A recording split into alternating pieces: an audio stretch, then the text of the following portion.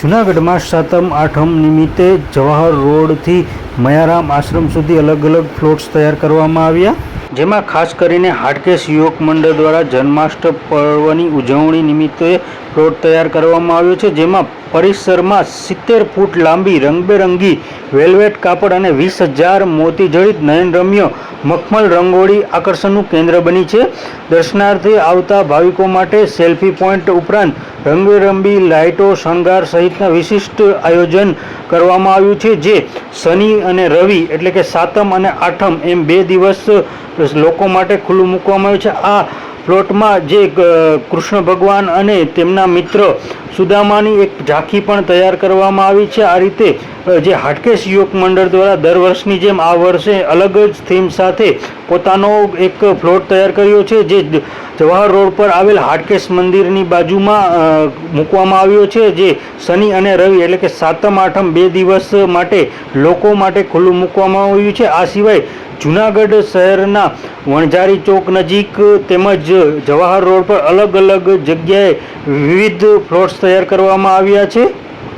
આ વર્ષે જન્માષ્ટમી નિમિત્તે જે ફ્લોટ તૈયાર કરવામાં આવ્યા છે, આ ફ્લોટમાં ખાસ કરીને આકર્ષણનું કેન્દ્ર ઓપરેશન સિંદૂરની થીમ છે.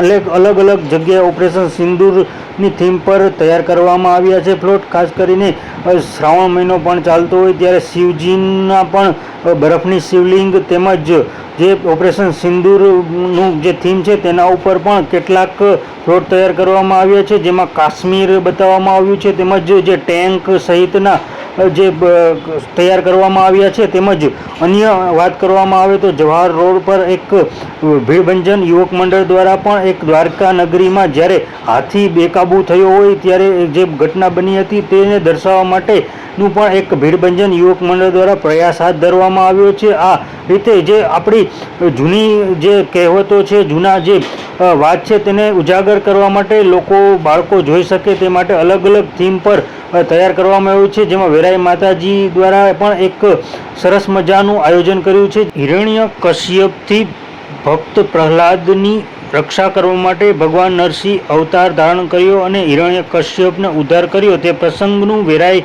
માતાજી ગ્રુપ દ્વારા સરસ આયોજન કરવામાં આવ્યું છે.